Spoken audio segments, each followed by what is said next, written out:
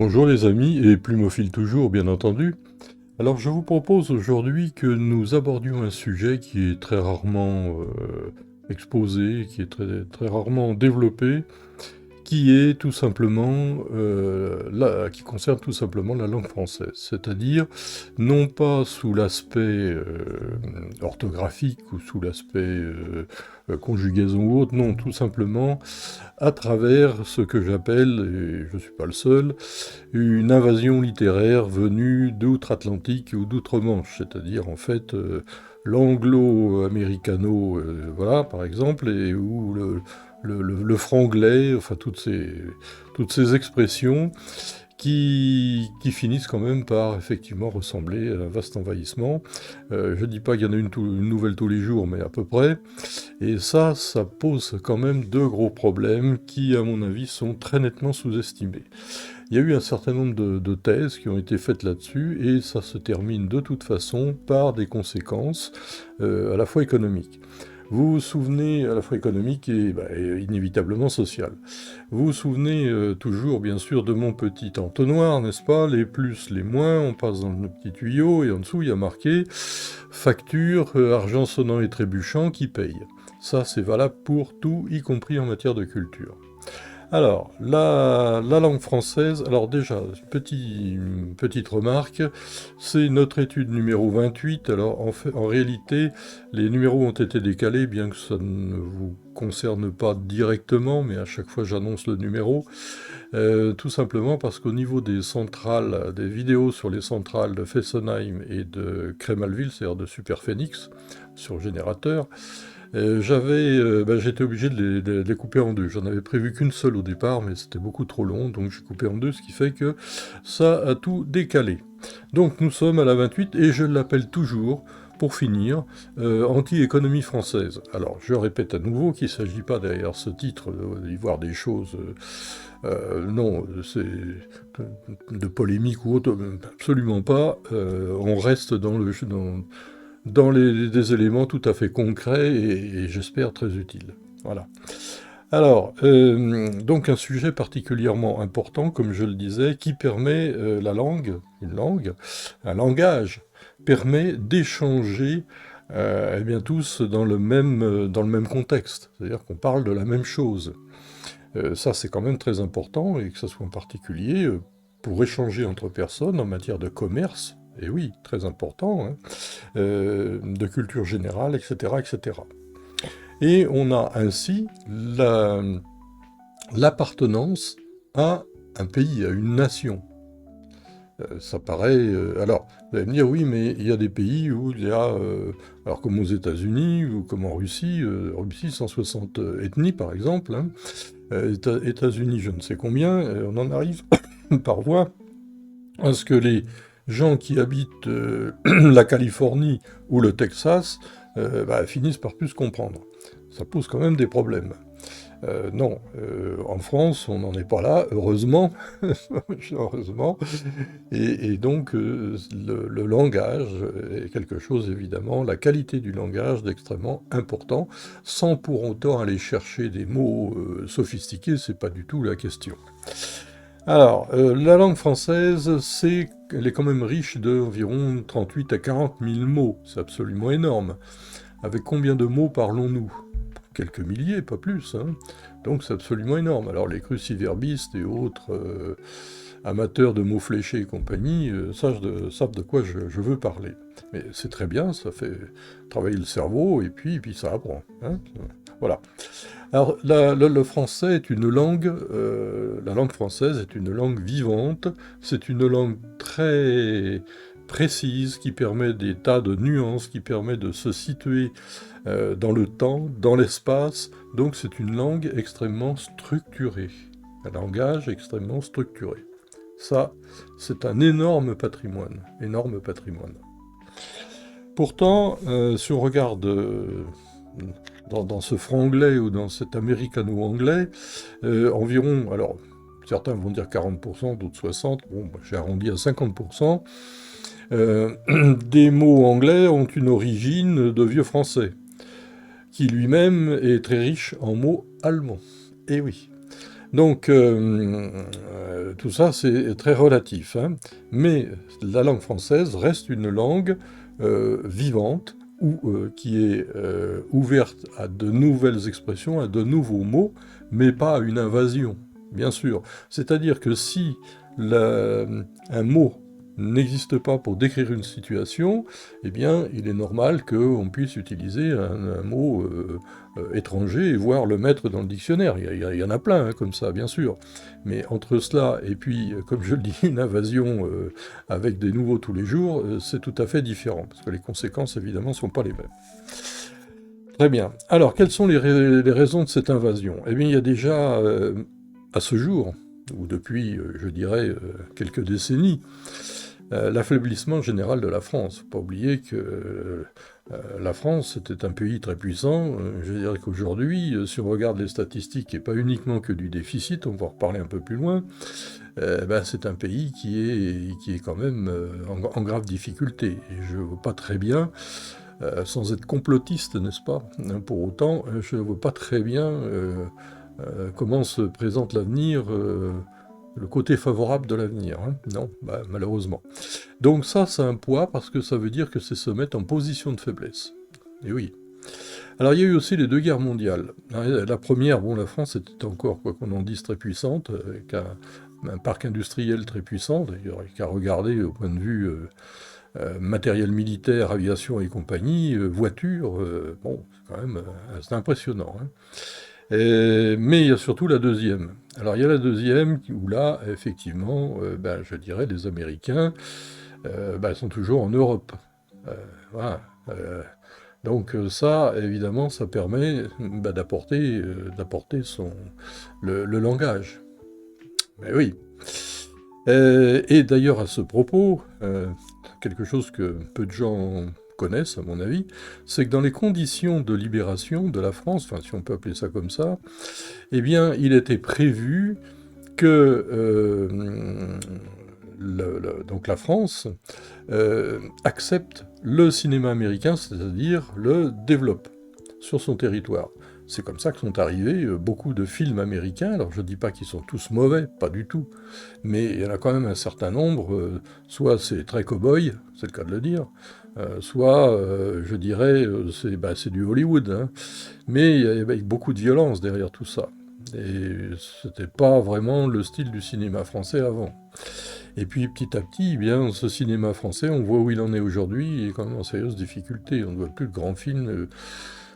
Enfin, il y a quand même une grosse évolution. Et ça, c'est quelque chose d'extrêmement important, puisque c'est l'ouverture vers la culture française bah, d'une culture étrangère. Alors évidemment, on se souvient de tout particulier les dessins animés, genre Titi Rouminet, Bibi le Coyote, Sylvestre le Chat, et puis comment Bugs Bunny. Bon, tout ça, ce sont les grands classiques qui nous ont bien fait rigoler enfin, en particulier quand j'étais plus jeune, même maintenant encore.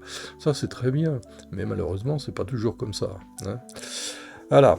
Donc, forte pénétration de la culture américaine. Ensuite, il y a la perte des colonies françaises. Ben oui, euh, les étudiants autrefois de l'ex-AOF, Afrique occidentale française, ou AEF, pardon, AEF, Afrique équatoriale française, je vais y arriver, et AOF, Afrique occidentale française, venaient majoritairement étudier en France. Bon.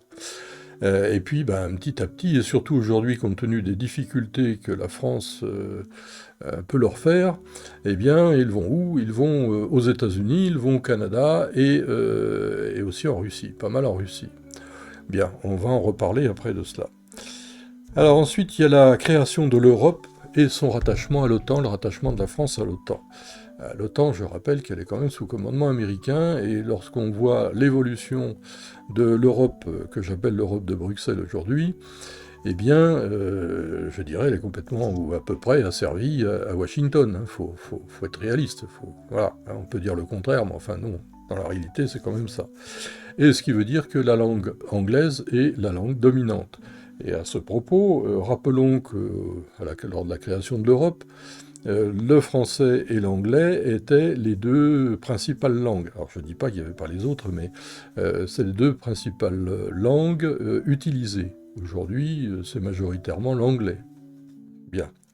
Il suffit de regarder d'ailleurs Madame van der Leyen s'exprimer, présidente de la Commission, parle en anglais.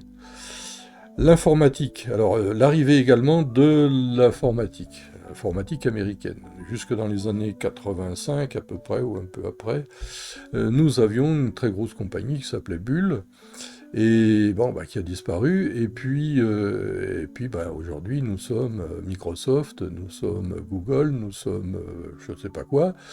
Mais tout ça, c'est de l'américain. Et lorsque l'on entend parler un passionné d'informatique ou un informaticien, mais il y a 25% de mots anglais, au moins. Donc ça veut dire quelque chose aussi. Ça veut dire que on raisonne en anglais et puis ou en américain, et des nuances. Hein, c'est pas forcément un copier-coller. Hein. Et puis à la limite, on va acheter aux États-Unis. Bah oui, on va pas donner les marques, mais bon. Et puis alors le dernier point, je dirais qu'il y a un peu la stupidité de nombreux Français qui se croient obligés de placer des mots anglais ou du franglais dans leur discours. Alors ça fait bien, ou ça donne l'impression d'être cultivé, cultureux comme on dit, mais ça mène pas à grand chose, parce que lorsqu'on gratte un peu le vernis, on s'aperçoit que derrière, il n'y a pas beaucoup de... Il ne reste pas grand-chose. Alors, je ne vois pas pourquoi ne pas s'exprimer dans un français correct, courant, bien sûr, mais correct, et pourquoi aller chercher toujours des mots étrangers? Je ne comprends pas. C'est se mettre en position de faiblesse, en permanence, en permanence. Mais pourquoi? Pour quelle raison? Bon, très bien. Quelles sont les conséquences? Elles sont évidemment économiques et culturelles. Il y a derrière tout ça, ce qui est le plus grave, la sensibilité de la jeunesse, c'est-à-dire que des cerveaux tout neufs, si je peux dire, ils vont évidemment enregistrer tout ça très facilement, et puis ensuite parler dans un mélange un peu de franglais, américano-anglais, de français, n'est-ce pas, etc., etc. Or, ça nous amène à quoi? Ça nous amène à un langage déstructuré. Or, la langue française est une langue particulièrement structurée. Bien. Donc, ça nous conduit à une sorte d'isolement intergénérationnel. Certain qu'entre un jeune d'aujourd'hui qui a 15 ans et puis moi-même, il y a quand même un gros écart. Ça va, pour le moment, on se comprend encore, heureusement, mais il faut peut-être quand même freiner un peu. Sinon, nous allons arriver à quoi? Nous allons arriver un peu à une tour de Babel. Tour de Babel, c'est-à-dire, quelle était la tour de Babel? C'était ce qu'on appelait un ziggoura, c'est-à-dire une tour. Ça se situe, pour peu qu'on l'ait identifié, à peu près à 100 km au sud de Bagdad, en Irak, actuel. Et puis, à l'époque, le sultan, je ne sais plus exactement son titre, pardonnez-moi, je le connais, mais je l'ai oublié, avait décidé, donc, pour magnifier sa puissance, sans doute, de construire une tour censée rejoindre le ciel. Enfin, c'est ce que nous disent les textes anciens, ce que nous disent, pardon, les textes anciens. Mais Dieu, voyant cela, s'est dit, mais qu'est-ce que c'est que ça? Voilà les humains qui veulent rejoindre le ciel et défier ma puissance. Bon, non, ça va pas se passer comme ça. Et il a mélangé les langues. Bon, comme les ouvriers et les chefs ne se comprenaient plus, ça s'est arrêté. C'est très curieux d'ailleurs, parce que si on regarde sur nos grands chantiers actuels, faut être polyglotte. Hein. Sauf qu'aujourd'hui, il y a des normes, il y a des textes, il y a des chefs de chantier, il y a tout ça. Il y en avait certainement aussi à l'époque, hein, ils ne faisaient pas n'importe quoi. Mais bon, c'est très structuré aujourd'hui, et ma foi, ça va, ça marche. Mais c'est très curieux quand même de faire le rapprochement.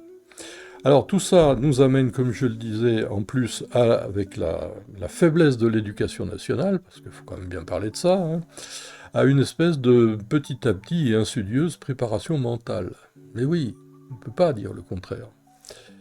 Et nous arrivons aussi, je dirais, dans cette mondialisation qui se fait, qui se fera pas, qui se fera je ne sais comment, on va pas rentrer dans les détails, mais qui sera évidemment, la tendance sera sous, évidemment, direction direction américaine, c'est-à-dire c'est-à-dire Washington, via l'UE, via d'autres choses. On voit très bien, aujourd'hui, les guerres, les conflits qu'il y a aujourd'hui, c'est pas autre chose. Hein. Voilà, donc petit à petit, il faut faire très attention de ne pas être réduit à un simple consommateur. Et oui. Alors, que nous dit la Constitution française? Parce qu'il y a quand même une Constitution française, hein, qui impose à travers des lois et des décrets d'application un certain nombre de directives. Alors, il y a eu la loi du 10 octobre 2018 contre les fausses nouvelles. Alors, bon, évidemment, il y a toujours un peu de politique derrière ça, il ne faut pas non plus être naïf, hein, qui s'est vite transformée en loi fake news.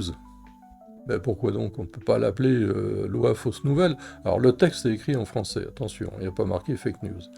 Mais très vite, au niveau des médias, on n'entend plus parler que de fake news. Aujourd'hui, une fausse nouvelle, ou s'il y a un doute, c'est une fake news. Mais pourquoi? On ne peut pas dire une fausse nouvelle? Je sais pas, enfin, moi ça me paraît tellement simple. Hein. Et puis après, il y a eu l'affaire du coronavirus, c'est-à-dire le Covid-19, où on a vu apparaître le mot cluster. Alors il y avait des clusters partout. Bon, mais on ne peut pas dire foyer, c'est foyer en français. Déjà, il y a moins de lettres, ce qui fait qu'on use moins d'encre quand on écrit, et c'est plus écolo. Bon, pas l'utilité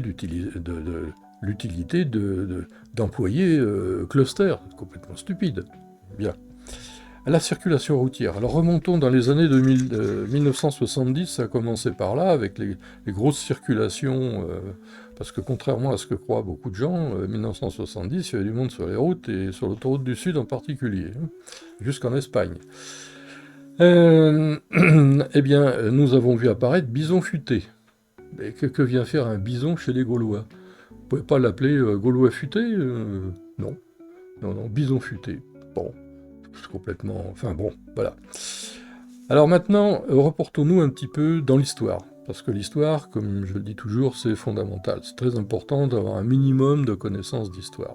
Ou d'aller fouiller un peu dans l'histoire, remonter dans le temps. Et on s'aperçoit qu'en général, le présent est la continuité plus ou moins du passé. Hein. Alors, le plus ancien texte connu en France, enfin dans la France de l'époque, qui n'était pas la France d'aujourd'hui, mais d'une succession de marquisats, de comtats, de comtés, de principautés, etc., qui avaient fait ou non allégeance au roi de France. Attention, bien. Alors, ce texte, c'est le texte fondamental de fondation de la langue française, de l'époque, hein, bien sûr. Alors, ça, c'est arrivé en août 1539, donc ça fait quand même 5 siècles, sous le roi François Ier. Comme quoi, les rois ne faisaient pas que des bêtises ou c'était pas que des vieux grigous. Et ceci sera avalisé par le Parlement le 6 septembre 1539. Que disait ce décret royal? Eh bien, tout simplement qu'il fallait qu'au niveau de la justice et de l'administration, déjà de l'administration, et il y avait déjà un parlement, même bien avant, un roi ne faisait pas ce qu'il voulait, non, même Louis XIV, et eh bien, on structurait déjà le langage. Ça, c'est très important. Et ensuite, il s'est structuré, il s'est amélioré. Et déjà à l'époque, il y avait 192 articles dans ce décret. Bon, il paraît qu'il en reste 2 encore, de ce que j'ai lu, qui n'auraient pas été abrogés. Donc ça, c'est le texte fondamental, c'est extrêmement important. Parce que aussi, toute la puissance de la France, il ne faut quand même pas oublier que pendant à peu près plus d'un siècle et demi, la France était sur bien des points le premier pays du monde. Hein. Les gens ont un peu oublié ça. Alors, plus près de nous, il y a quand même eu pas mal de gens qui se sont émus de cette invasion anglo-saxonne, anglo-américano, hein, et ce qui fait que le gouvernement a sorti un décret, enfin une loi avant et un décret d'application, en mars 1995, et je le lis parce que je ne vais pas le retenir, ça ne sert à rien, relatif à l'emploi de la langue française en matière commerciale, de transport et sociale en général. Bon, moins, le gouvernement s'est dit, il faut quand même qu'on fasse quelque chose. Cela a-t-il été appliqué? Bon, quand je vois le résultat, j'ai quelques doutes. Même dans l'administration, ou les papiers administratifs, on voit tas de termes américains qui n'existaient pas, il y a, ou anglais, qui n'existaient pas il y a quelques décennies. Ensuite, il y a un décret de juillet 96, cette fois relatif, alors là c'est très bon, à l'enrichissement de la langue française, en particulier pour l'administration et l'informatique. Bah, quand on voit ce qu'il en reste, en particulier en informatique, on a quelques doutes. Hein. Alors, poursuivons. Sortons un peu de l'Hexagone, c'est-à-dire de la France, et allons voir un petit peu ce qui se passe ailleurs. Et en particulier, eh bien, commençons par la Russie, puisque nous sommes sur le même continent. Hein. À partir de la Grande Catherine, c'est-à-dire Catherine II, nous sommes dans les années 1860, à peu près. Pour, je dirais, valoriser son immense empire, alors la France d'aujourd'hui, pour mémoire, c'est la Russie, pardon, d'aujourd'hui, pour mémoire, la Russie uniquement, hein, c'est 31 fois la France quand même, hein, c'est plus grand que le Portugal et le Luxembourg, et nous aussi. Elle s'est dit, eh bien, je vais favoriser l'arrivée, l'immigration d'agriculteurs. Bon, à cette époque, on était quand même beaucoup dans l'agriculture. Hein. Et donc elle a fait appel à des Français en particulier, donc qui sont allés en Russie s'installer. Ça a plus ou moins bien marché, certains sont rentrés, d'autres se sont installés autour de Moscou. Et puis donc l'empire, c'est-à-dire la lignée des tsars s'est poursuivie avec... alors on arrive comme ça à Nicolas Ier, Nicolas II, et au niveau de Nicolas II, à partir des années de la fin, alors entre deux évidemment, il y a Napoléon qui a cru bon d'aller expliquer sans doute la démocratie aux Russes, on s'en rappelle, hein, 1812-1813, la Grande Armée, on a vu ce que ça a donné. Elle a coûté très cher à la France, cette promenade là-bas. Et donc, il y a eu un frein, mais il y avait beaucoup d'enthousiasme pour les Français. Les Français sont revenus à partir de 1820-1825, et puis ont développé une industrie. Et si bien qu'à la fin du XIXe siècle, eh bien, l'industrie française, en particulier autour de Moscou, était extrêmement importante, très puissante, y compris financièrement. Beaucoup d'enseignes françaises, etc. etc. Et puis ça s'est développé, en particulier sous Nicolas II. Alors bon, ça c'est encore comment on pourrait faire toute une vidéo là-dessus. Mais le grand coup de frein, ça a été évidemment la révolution bolchevique d'octobre 1917. Octobre, si nous considérons le calendrier grégorien, c'est-à-dire le nôtre, si nous considérons le calendrier russe julien de l'époque, on rajoute 13 jours. Bon, les Russes sont aujourd'hui au grégorien, mais le julien est encore très, très utilisé. Donc 13 jours d'écart. Donc ce qui fait que la langue française s'est beaucoup développée en Russie, en particulier à la cour de Russie, dans tous les milieux aristocratiques, et même un peu dans le peuple, et même au niveau aussi des grandes entreprises. Alors évidemment, c'était pas les 35 heures, hein, mais certains patrons, disons, un peu progressistes, ont favorisé l'apprentissage déjà du russe à leurs ouvriers, ouvrières surtout beaucoup, et même également du français. Donc ce qui fait qu'il y avait une implantation française extrêmement bien vue, extrêmement appréciée en Russie jusqu'à la révolution bolchevique. Bien. Alors aujourd'hui, le français malheureusement, et surtout compte tenu des circonstances, il est nettement en perte de vitesse, oui et non, mais c'est un regret, puisque plusieurs grandes universités, Saint-Pétersbourg, Moscou, Rostov-sur-le-Don, c'est-à-dire en fait Novocherkassk, c'est à 35 km de Rostov, au nord-est de la mer d'Azov, ont des instituts franco-russes où des étudiants francophones, mais il n'y a pas que, en fait, hein, viennent faire des cursus de techniciens, d'ingénieurs, de docteurs en quelque chose. et qui ont droit donc, enfin, c'est-à-dire que les Russes leur octroient 6 mois d'apprentissage de la langue russe. Mais à ce niveau-là, il faut quand même bien maîtriser, et c'est vrai que ça pose quelques problèmes. Alors, qu'ont fait les Russes il y a quelques années? Ils se sont dit, bien, on va ouvrir dans les pays francophones. Alors, pourquoi francophones? Parce que la France les Français, la France est très bien vue.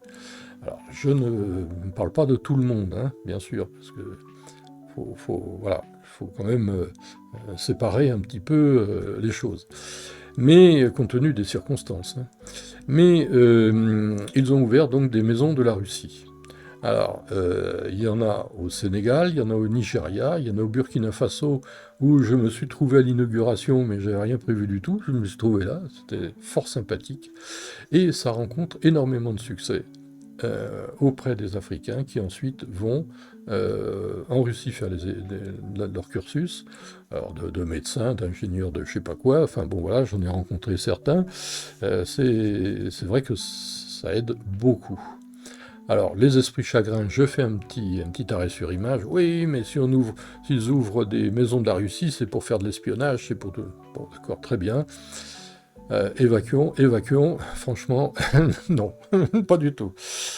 Voilà, alors, donc on a vu ça. La révolution bolchevique a mis un grand frein, bien sûr. Ensuite, il y a eu la Première Guerre mondiale, où beaucoup de Russes, il y a eu officiellement 23 000 Russes qui sont venus aider la France à partir de 1916, quelque chose comme ça. Bon, beaucoup évidemment sont pas retournés chez eux, mais il y en a aussi pas mal qui sont restés en France, qui ont fondé des familles, etc. Alors, il y a la soumission aujourd'hui aux USA, mais il faut se rappeler aussi que la dernière guerre a porté évidemment la langue anglaise et américaine, enfin le langage américain en France, hein. Il y a aujourd'hui, bien comme je l'ai dit, la soumission des USA à travers l'UE. Bon, je crois que c'est pas trop discutable, hein. Et puis il y a aussi le fait, et ça fait très mal, c'est que ça fait très mal. On reste dans le langage, hein, je parle pas de l'aspect militaire, c'est pas notre sujet. Eh bien, c'est la communauté européenne, c'est l'aspect belliciste de la communauté européenne, et même des Anglais qui ne sont pas dans la communauté européenne, il faut quand même le rappeler, vis-à-vis de la Russie, et ça, c'est sûr que ça aide pas au développement du français en Russie. Alors, il existe encore, je crois qu'elle n'a pas été fermée, il y a des gens qui sont mobilisés pour la sauver, l'école française de Moscou. Mais je n'ai pas vérifié où elle en était exactement. Alors pourquoi il y a encore cette affinité pour la France? Eh bien, c'est tout simplement par son histoire. L'histoire de France, c'est pas n'importe quoi, hein, qui rejoint souvent d'ailleurs l'histoire russe. Et puis c'est le pays de la gastronomie, c'est le pays de la mode, c'est le pays de la culture. Et la culture, ça c'est très important. Des grands auteurs, etc. Et de la qualité aussi des matériels. Jusqu'aux sanctions, la France exportait énormément en Russie. C'était, je crois, le principal exportateur. Et promise un très grand avenir. Bon, tout ça, évidemment, c'est tombé à l'eau. Donc, ça veut dire que ça aurait favorisé la langue française, bien sûr. Bon, alors ensuite, passons maintenant de l'autre côté du Channel. Non, de la Manche. Ou des détroits du Pas-de-Calais. On se rappelle que les cours d'Angleterre, on parlait le français. Ça, c'était je dis pas obligatoire, mais quasiment. Et les deux langues, hein. Et pour ceux qui se souviennent des derniers voyages d'Élisabeth II, alors c'était du temps de François Hollande, si je ne me trompe pas, où elle a fait un discours en français. Si déjà tous les Français maîtrisaient l'anglais comme elle le français, et en particulier nos hommes politiques, ça serait très bien, hein, ça serait très bien, voilà. Ensuite, le Canada. Alors, ça mérite, là aussi, d'aller voir nos cousins du Canada. Le bilinguisme a été instauré en 1969. C'est-à-dire l'obligation parce que, évidemment, l'anglais prenait le pas sur la langue française. Même dans le Québec, dans la province du Québec. Et en 2000, c'est-à-dire il y a 26 ans de ça, on constatait que, en gros, moins de 20% des échanges commerciaux du Canada étaient effectués en langue française. C'est-à-dire, en gros, 80% en langue anglaise. Alors, Pardon, il est vrai qu'il commerce beaucoup avec les États-Unis, mais enfin pas que.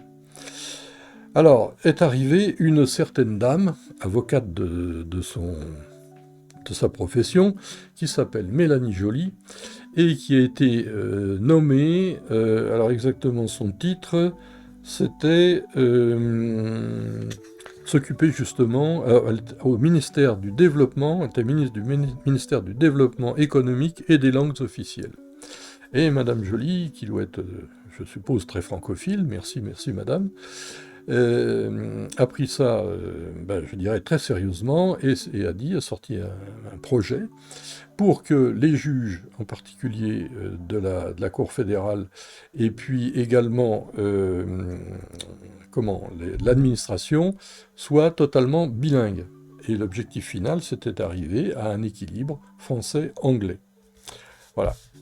Et puis donc, ce projet s'est poursuivi. Madame Joly donc a fait rédiger tout un programme que je vais vous lire parce qu'il n'est pas utile non plus que je l'apprenne par cœur. Hein. Alors, que dit-il? Faire rayonner la langue française, en particulier déjà au niveau des radios d'État et tout ce qui est un peu d'État. Faire rayonner le français partout dans le monde, notamment au sein des grandes organisations internationales et des ambassades, des hauts commissariats et des missions du Canada à l'étranger. C'est impressionnant ça, hein? Félicitations, Madame Joly. Rendre plus accessible pour tous l'apprentissage du français, si bien elle a ouvert des classes qu'on appelle des classes d'immersion, et où on a vu arriver des tas de jeunes anglais et moins jeunes, de la partie anglaise hein, bien sûr, pour apprendre le français. Et ça a un très grand succès. Alors je ne sais pas exactement où ça en est aujourd'hui, mais ça mérite quand même d'être souligné. Ce qui veut dire que quand on veut prendre un projet à bras-le-corps, eh bien, on peut le faire. Et on voit le résultat. Et j'aimerais qu'aujourd'hui, en France, eh bien, il y a une démarche similaire, déjà, au niveau du français, qui est... Enfin, je n'ose pas dire qu'il est saboté, il ne faut pas exagérer, mais enfin, bon, c'est quand même pas terrible. On pourrait peut-être ouvrir des classes ou des instituts pour tout le monde, hein, pas pour uniquement de 10 à 15 ans, non, pour tout le monde. Vous venez pas, c'est gratuit ou très peu cher en tout cas. Hein. Toujours donner un petit peu d'argent, ça oblige à pas cher, mais un petit peu. Puis voilà, on apprend le français, puis si vous voulez apprendre d'autres langues, l'anglais, révisez votre anglais, ou le russe, ou le chinois, ou le je sais pas quoi, mais il faudrait que ça soit, je dirais, structuré, qu'il y ait un budget derrière ça, bien sûr. Alors, de mon expérience, alors, déjà, statistiquement, et en particulier lors des dernières conscriptions de l'armée, c'est-à-dire pour le service militaire, alors ça remonte à plus de 20 ans, on constatait déjà entre 15 et 18% d'illettrés en France. Alors on va dire, mais oui, mais ça vient des immigrés, etc. Non, non, non, non. Une partie, oui, bien sûr. Mais beaucoup d'immigrés cherchent, contrairement à ce qu'on dit, cherchent aussi à s'intégrer, à trouver du travail et à apprendre le français. J'en connais quand même un certain nombre. Alors évidemment, tous ne font pas cette démarche-là, mais ils ont peut-être aussi d'autres motivations, hein, on va dire ça comme ça. Bon, rappelons quand même qu'en 1914, à la veille de la déclaration de la guerre, on considérait 5% d'illettrés en France. Or, à cette époque, la France était essentiellement agricole. Bon, il y avait déjà une forte industrialisation, attention. Hein. Lorraine, Nord, région lyonnaise, région parisienne, etc. Mais le pays était quand même globalement fortement agricole. 5% d'illettrés. Aujourd'hui, donc comme je viens de le dire, entre 15 et 18% à peu près. Et je considère, moi personnellement, après mes 40 années d'auto-édition de livres, qu'à peu près un Français sur deux ne lit pas ni n'écrit pas correctement. Alors c'est peut-être 40%, c'est peut-être un peu plus, mais enfin bon, on est dans ces eaux-là. C'est quand même énorme. Et il faut se rappeler aussi qu'une dictée en 1914, et je dirais même celle que j'ai subie dans les années 55, ou même un peu avant, 60, une virgule mal placée, c'était une demi-faute, un accent mal placé, c'était une demi-faute, Il n'y avait pas, comme aujourd'hui, « Ah, mon petit, tu as très bien écrit ce mot-là, eh bien, je te mets un point de plus. » Non, non, non, non, non, non, non. Mais j'ai encore la prétention de dire que beaucoup de gens de mon âge écrivent correctement, s'expriment correctement. Ça fait pas Bourges, ça fait pas Aristo, ça fait pas tout ça, mais on peut correspondre facilement avec des nuances dans ce qu'on dit, etc., etc. Bien. Alors, allons maintenant en Afrique francophone. Francophone, si vous allez, je sais pas, en Côte d'Ivoire, au Mali, au Burkina, Niger, et vous lisez les journaux, eh bien, beaucoup de ces journaux, eh bien, les virgules sont bien placées, les accents aussi, les mots sont... Alors, il n'y a pas de grands mots, mais ça se lit très facilement, c'est agréable, les articles se lisent correctement, et puis on ne confond pas le sujet avec le complément d'objet direct, ou le verbe avoir et puis le verbe être. Non. Alors, malheureusement, il y a une évolution, malheureusement. Mais ça n'empêche pas beaucoup d'Africains de ces ex-colonies et de journalistes de ne pas comprendre vers l'évolution du langage en France.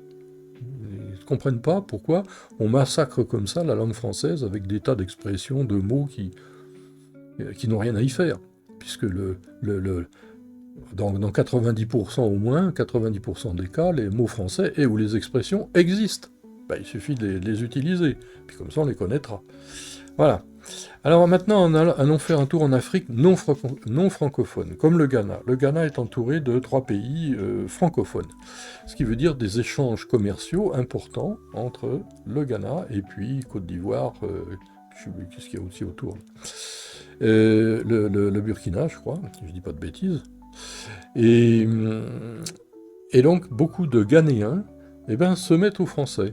Alors, vous allez me dire, c'est par obligation. C'est vrai, mais quand même, pas que.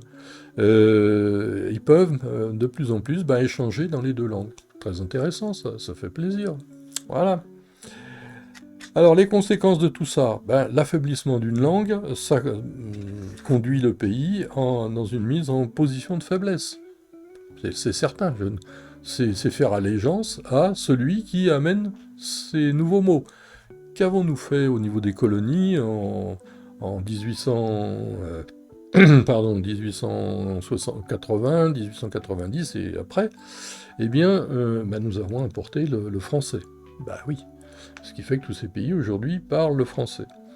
Bon, c'est très bien, personnellement, je ne vais pas le regretter. Il n'y a pas d'esprit colonial derrière ça, c'est pas ça, mais si les rapports étaient meilleurs, ça nous permettrait des échanges commerciaux énormes. Ça, on en a discuté, on en a vu, on l'a vu. Je vous propose de revisiter la vidéo, enfin l'étude sur comment la France a perdu l'Afrique de l'Ouest, plutôt comment elle s'est fait évincer. C'est quand même, je crois que ça dispense de toute discussion. Hein. Alors, donc, cette invasion littéraire, c'est traduit en général par une invasion commerciale et par un affaiblissement général. Si vous regardez aujourd'hui, vous achetez un matériel à l'étranger, vous regardez la notice ou ce qui est écrit sur le paquet sur le côté. Ça va commencer en général par l'anglais, puis vous allez chercher le français, et qui va être en 4e, 5e, des fois 6e position. Et vous avez l'italien avant. Pas oublier que l'Italie aujourd'hui est le 4e exportateur mondial. Alors que nous étions le 2e, jusque dans les années 80. Mais pourquoi on ne l'est plus? Alors, bon, donc, on voit tout à fait, je dirais, l'impact. Par exemple, sur les médicaments. Cherchez l'explication française, qui souvent est traduite en je ne sais pas quoi, retraduite pour arriver en français, c'est significatif de quelque chose. Nous sommes donc bien en position de faiblesse. Alors que nous avons une langue vivante, mais extrêmement structurée et très riche. C'est un énorme patrimoine. Alors je vais vous donner, là pour se décontracter un peu, mais montrer le ridicule de la situation, quelques expressions courantes. Alors, nous avons maintenant des émissions en live, ou en live, comme diraient les très anciens. Bon, nous avons aussi à la télévision ou ailleurs des think tanks. On ne peut pas dire des cercles de réflexion comme avant. Pourquoi aller chercher think tank? Ça fait bien peut-être, mais bon. Bon, déjà, je demande à voir si ceux qui utilisent ce mot parlent l'anglais. Bon. Ensuite, nous avons par exemple des appartements full équipés. Ah, bon. C'est vrai que ça se vend peut-être mieux quand c'est full équipé que si c'était bien équipé. Hein, par exemple, bien, ou... Voilà. Nous arrivons just in time. Non, pas à l'heure, non. Just in time, c'est quand même... Ça place son homme, ça fait quand même mieux. Hein. Ça fait moins, entre guillemets, ça fait moins plouc. Hein, voilà, c'est ça. Alors, récemment vu, arriver à une caisse de supermarché, le checkpoint. Ah, bon, c'est quand même un peu particulier. Notre compagnie nationale de chemin de fer a des trains Ouigo. Ah, bon, bah oui, je pense qu'ils doivent traverser le Channel, même pas en prenant le tunnel directement, hein, pour aller en Angleterre, pour qu'on les voit, ou qu'on les comprenne. Bon, enfin, je sais pas. Alors, nous allons par le parking, nous allons au supermarket, et nous allons à côté, en général, au drive. Drive, hein, n'est-ce pas? Au drive, comme diraient les très anciens. Génial. Alors, moi, je me dis, ne verra-t-on pas un jour un grand panneau Legume Point ou Sandwich Point, par exemple, les supermarchés. Lorsque vous voulez acheter une voiture, par exemple aujourd'hui, mais alors je ne donnerai pas les marques, mais vous demandez s'il ne faut pas connaître l'anglais pour pouvoir apprécier, parce que les publicités, c'est plein de mots anglais. Mais ça rime à quoi, ça? On est en France ou où on a passé le Channel? Enfin bon, ou l'Atlantique, hein, plutôt, voilà. Alors tout ça, ben, ça veut dire aussi qu'on a une jeunesse qui est très réceptive à tout ça. Lorsque les cerveaux sont, comme je dis, tout neufs, bah, ils enregistrent tout ça comme nous aurions pu l'enregistrer il y a 50 ans, ou 60 ans, ou plus. Et puis bah, ils vont rester dans ce contexte. Ça veut dire que petit à petit, bah, on aura de futurs commerçants qui n'achèteront peut-être pas français, parce qu'on leur expliquera peut-être même que français, ouais, non, c'est pas terrible, vaut mieux l'acheter américain, ou anglais, ou je sais pas quoi. Hein. Et ça va même plus loin, c'est que vous posez à un jeune aujourd'hui, mais qu'est-ce que tu entends là, par ce mot-là? Ben, il sait plus. Il faut qu'il cherche le mot français. Je n'invente rien, c'est quand même tout à fait typique. Alors là encore, les esprits chagrins vont dire oui, mais ça a toujours existé, il y a toujours eu la lutte des anciens contre les modernes, etc. Non, ça c'est trop facile. Comme je dis, ce sont les bras qui montent et puis qui retombent, boum, terminé, et on en reste là. Alors, donc ça favorise évidemment les transactions commerciales, on l'a vu, favorise bah, la mondialisation, alors qui se fera pas, ou qui se fera différemment, j'en sais rien, c'est un autre sujet, mais l'impact évidemment, la finalité, il ne faut pas rêver, elle est quand même largement commerciale. Et j'en veux pour preuve que nous avons maintenant Halloween, on ne part plus comment on appelait ça autrefois en France, on ne parle plus, alors, on parle du Black Friday. Hein, bon, des carnavals, oui, je cherchais le mot, excusez-moi. Non, maintenant c'est Halloween, qui m'a l'air un peu d'ailleurs de tomber. C'est un peu horrible comme truc. Je sais pas, enfin moi je ressens ça très mal. Bon, maintenant c'est personnel, chacun fait comme il veut. Hein. Mais emmener les gamins quémandés, je suis pas convaincu que ce soit quand même... parce qu'il y a de mieux, mais enfin, je préfère nettement un carnaval déguisé, on allait tirer les sonnettes, des trucs comme ça, où on faisait de vrais carnavals, comme ça se fait encore dans certaines grandes villes. Mais on peut le faire aussi dans des petites villes, où tout le monde se connaît.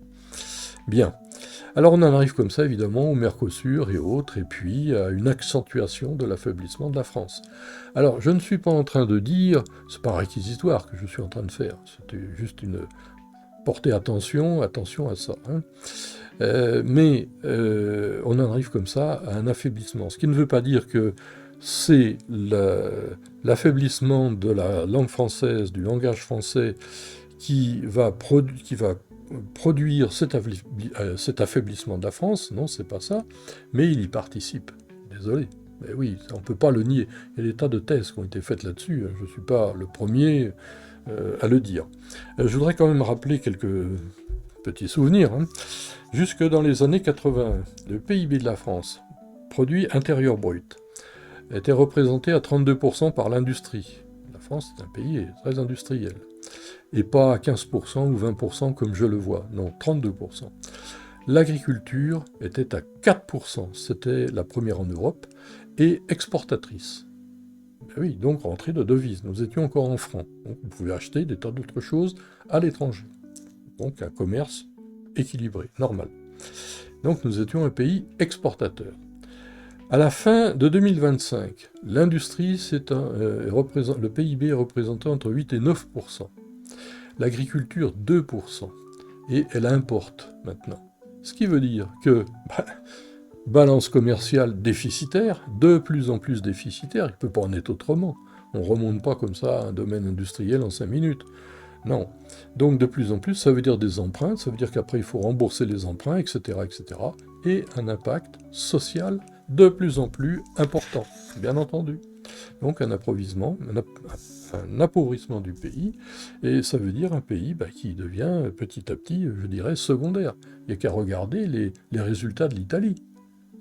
Voilà, et l'Espagne également, qui est en train de grimper, mais tout ça c'était prévisible.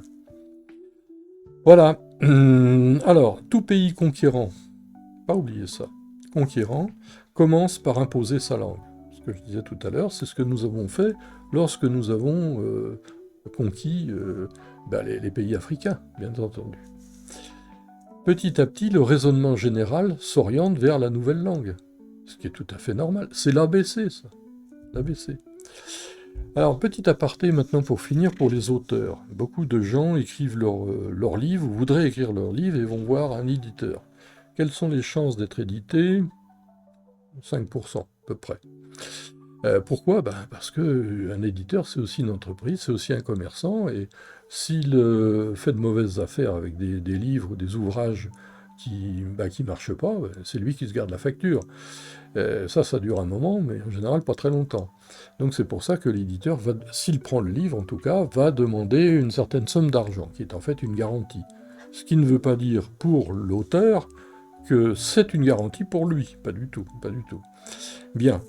Alors, évidemment, en France, on écrit beaucoup, c'est très bien d'ailleurs, et j'espère aussi que mes compatriotes vont se ressourcer dans l'histoire de France, de plus en plus. C'est fabuleux l'histoire de France.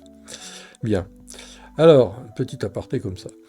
Mais en France, il s'édite chaque année entre 52 000 et 55 000 ouvrages. Alors, pas uniquement que des livres venant des éditions. Non, il y a également tous les documents médicaux, des universités, les thèses, etc., etc. Enfin bon, ça fait quand même un chiffre énorme, ce qui veut dire que votre roman, votre document, votre œuvre, les chances d'être édité sont très faibles. Alors qu'allez-vous faire? Vous allez dire, je vais aller voir le libraire du coin, et puis je vais lui dire bonjour déjà, et puis, monsieur, est-ce que vous voulez bien collaborer avec moi pour vendre mon livre? Bon, si l'autre vous connaît, il vous dit oui, donc vous allez avoir ce qu'on appelle un compte d'auteur, et puis il va vous rémunérer en fonction des ventes. Vous aurez convenu ensemble combien il va vous rémunérer. Bien. Ensuite, il y a l'auto-édition. Alors, dans l'auto-édition, moi, c'est ce que j'ai fait pendant plus de 40 ans. Vous êtes votre écrivain, vous êtes votre comptable, vous êtes votre commercial, enfin, vous êtes tout, quoi. Et puis, vous remplissez la feuille d'impôt et autres à la fin de l'année. Bon.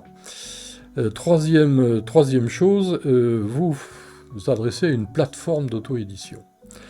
C'est-à-dire que, à travers un logiciel que vous avez soit téléchargé, soit que vous utilisez en ligne, vous composez votre livre, vous l'organisez bien sûr, vous en définissez le prix et également ce que vous en attendez au point de vue revenu. Et puis, vous envoyez ça, je dirais, en ligne à cette maison d'édition. Enfin, c'est pas une maison d'édition, à cette plateforme d'édition informatisée. Hein. Alors là, attention, parce qu'il y en a quelques-unes qui sont de droit américain. Ça veut dire que, si un jour ça va mal, je ne sais pas, entre la France et les États-Unis ou autre, et qu'il y a des sanctions, vous risquez de vous retrouver sous la loi américaine. Et on voit que c'est tentaculaire. On se demande dans le monde ce qui échappe aux États-Unis. Donc il faut faire très attention. Alors il y a aussi deux bonnes plateformes de ce type en France, et je pense qu'il vaut mieux nettement utiliser les plateformes en France. Ça a beaucoup de succès, ben c'est très bien. Voilà, mais, il y a quand même, faut pas oublier, soit vous êtes alors trop honnête, ce qui a été mon cas, ou vous vous dites de toute façon, si je déclare tout, je suis mort d'avance, il y a de fortes chances, euh, et puis vous allez vendre ça sur le marché le jeudi, là, ou le samedi matin, ou à droite à gauche, ou dans une librairie, ou dans un... voilà, et puis vous dites rien. Alors, les chances que le fisc vous tombe dessus, le fisc sait très bien que c'est pas en vendant vos bouquins que vous allez gagner de l'argent. Très peu, comme vos tableaux, pareil. Bon, donc, où vous, effectivement, vous déclarez tout, alors vous allez faire connaissance avec l'URSSAF, avec la CIPAV, qui est la caisse de retraite des professions libérales, avec la taxe de François Mitterrand sur la formation, des auteurs et autres, mais je vous rassure, vous ne serez jamais formé, enfin je pense. Et puis ben, vous aurez vos frais de déplacement, vous aurez éventuellement de temps en temps on vous chaparde un livre, ou des livres qui seront abîmés dans le transport, etc. etc. Et puis vous apercevrez que pour arriver à gagner quelques sous, il faut vraiment en vendre beaucoup. Bon, ça c'est le système français, malheureusement. Et malgré cela, eh bien, sachons quand même qu'en 2025, le budget de la culture du gouvernement français, c'est 4,63 milliards. Alors je pense que là-dedans, on devrait peut-être trouver quand même quelques sous et une organisation structurée et fiable, eh bien, pour aider, et pas pour pas pour les harponner, les auteurs de livres ou de tableaux, enfin, des gens qui font preuve d'une véritable culture ou d'une recherche. Ça, malheureusement, je ne connais pas. Ou alors si ça existe, je ne sais pas où c'est. Très bien. Voilà. Alors, pour achever, la langue française le langage français est une langue évidemment très performante.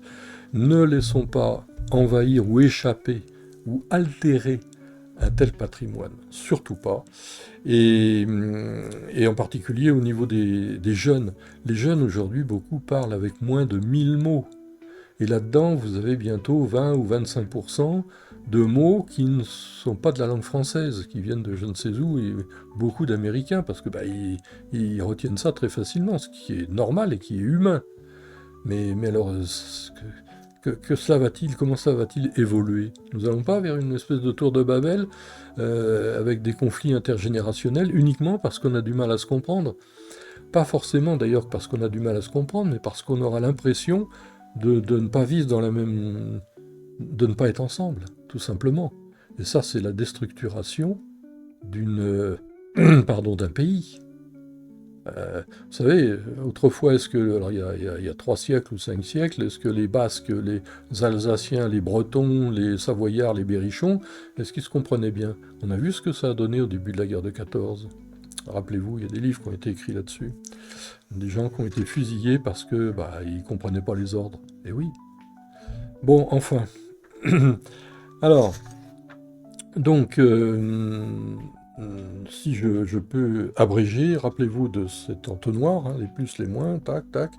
Et en dessous, c'est marqué facture, argent sonnant et trébuchant qui paye. Forcément, il y a quelqu'un à la sortie. Et on le voit déjà. Alors, la vraie langue française d'abord, ce qui veut dire dans mon anglais pas trop mauvais, the real French language first. Rappelez-vous Donald, hein, Donald America First. Là, non, c'est France et la langue française d'abord. Très important, très important. Prenons de bonnes résolutions, gravées dans le marbre, c'est un investissement gagnant pour l'avenir. De tout ce que l'on fait, de tout ce qu'on fabrique facilement, ça n'a que la valeur qu'on peut lui donner. S'il n'y a pas eu d'effort derrière, ça vaut ce que ça vaut. Imaginons aujourd'hui un jeune qui va chercher un emploi et qui fait un CV avec l'IA, avec l'intelligence artificielle, mais l'employeur en face, il le voit arriver. Quelles sont ses chances d'être embauché? pour un emploi valorisant. Alors, s'il s'agit d'aller balayer ou je sais pas quoi, bon, bah, d'accord, mais s'il veut évoluer un peu, ben, ça passe quand même par une maîtrise de sa langue, dans le pays dans lequel il est, c'est-à-dire si c'est le français, ben, de parler et d'écrire correctement le français, ce qui n'exclut pas évidemment d'apprendre une autre langue. Ça me paraît évident. Donc voilà, alors, petit livre que vous retrouverez, enfin, petite étude, parlons et écrivons français. Hein. Et petite étude donc qui sera très rapidement disponible sur le site internet www.laplumedutemps.com. Et à cette occasion, je vous annonce que cette semaine ou la semaine prochaine, toutes les vidéos devraient pouvoir être accessibles en podcast. Ça, c'est quelque chose qui m'a été demandé, podcast en mot anglais, hein. Assez fréquemment, parce que c'est vrai que rester une demi-heure ou trois quarts d'heure devant l'écran de télé ou de l'ordinateur, c'est pas forcément... ça pose quand même quelques petites difficultés. Alors, pouvoir écouter uniquement le texte, enfin le parler, ben, le langage en français, n'est-ce pas, en faisant la cuisine, ou en conduisant sa voiture, ou son camion, ou en faisant autre chose, ou dans l'atelier, bah, écoutez, merci pour moi, et merci pour la chaîne, c'est quand même intéressant. Donc voilà, alors n'oubliez pas, les pouces, de vous abonner, je vois que la chaîne monte, elle est petite, certains diront qu'elle est confidentielle, oui, enfin on a quand même passé, on se dirige là vers les 1100 visites quand même, plus de 30 abonnés, en 6 mois de temps, sur des sujets comme je vous expose, c'est quand même pas si mal. Alors, comme je l'ai dit toujours, je vise pas les 500 000 vues, non, mais au moins si nous pouvons transmettre quelque chose, intéresser, sortir un peu des chemins battus, je pense que ça, je dirais, c'est la grande satisfaction en fait. Hein. Voilà, donc un pouce, abonnez-vous, et puis que vous soyez riche pas riche, eh bien, vous pouvez sponsoriser la chaîne ou le site internet comme annonceur. Voilà. Alors la prochaine qui normalement devrait être mise en ligne jeudi en 8 concernera, il y aura un retour sur l'électrique, la mobilité électrique concernant cette fois les poids lourds. Les poids lourds et 1% de poids lourds propulsion électrique en France, moins de 2% en Europe, 30% en Chine. Ça veut dire quelque chose, et en même temps, on reparlera mais brièvement du train électrique, c'est-à-dire sur pneumatique et autonome, parce que ce que je vous avais exposé dans cette vidéo, alors c'était au début de la chaîne ça, sur un projet, enfin une idée, pour redynamiser nos voies secondaires qui sont abandonnées, donc train autonome sur pneumatique, sur batterie, eh bien, se vérifie totalement. Voilà, eh bien écoutez, merci beaucoup pour cette écoute, et puis prenez soin de vous, portez-vous bien, et à bientôt.